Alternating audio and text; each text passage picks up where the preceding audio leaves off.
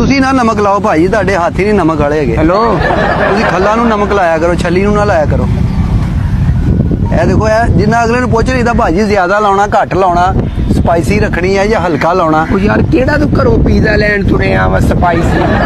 ਕੀ ਪੁੱਛਣਾ ਤੇ ਚਾਹੀਦਾ ਗਾਹਕ ਨੂੰ। ਪੁੱਛਣਾ ਚਾਹੀਦਾ, ਨਾਰਮਲ ਗਾਹਕ ਹੁੰਦਾ ਉਹਨਾਂ ਨੂੰ। ਹੁਣ ਅਗਲੇ ਨੂੰ ਅਲਸਰ ਹੋਵੇ ਤਾਂ ਤੂੰ ਮਿਰਚਾਂ ਲਾ ਕੇ ਦੇ ਦੇ। ਤੇ ਅਲਸਰ ਉੱਥੇ ਨਾ ਆਵੇ, ਡਾਕਟਰ ਕੋ ਜਾਵੇ ਇਹਦੇ ਵਾਲੇ ਕੋਲ। ਉਹ ਕੀ ਲੈਣ ਆਉਂਦਾ ਇੱਥੇ?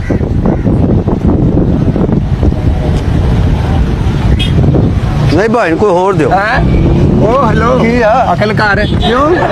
ਛੇਵੀਂ ਆ, ਛੱਲੀ ਤੇਰੀ ਆ, ਤੂੰ ਤੇਰੀ ਆ, ਮੈਂ ਦੰਦ ਮਾਰ ਮਾਰ ਕੇ ਸੁੱਟੀ ਜਾਣਾ। ਆ ਪਈਆਂ ਸਾਰੀਆਂ, ਤੂੰ ਘਰੋਂ ਟੇਸਟ ਕਰਨ ਤੁਰਿਆ?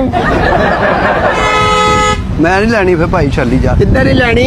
ਕੀ ਆ 6 ਛੱਲੀਆਂ ਨਾ ਤੂੰ ਹੀ ਰੱਖੀਆਂ ਖਰਾਬ ਕਰਕੇ, ਆ ਜਿਹੜੀਆਂ ਤੇ ਤੇਰੀਆਂ ਵੇਖੀਆਂ ਨੇ ਖਰਾਬ, ਮੈਂ ਯਾਰ ਮਿੱਟੀ ਮੇਰੀਆਂ ਕਿੱਥੇ ਵਿਕ ਜਾਣੀਆਂ? ਮੈਂ ਪੀਰ ਬਾਜ਼ਾਰ ਵੇਚਦਾ ਇਹਨਾਂ ਨੂੰ ਅੱਧੀ ਕੀਮਤ ਤੇ।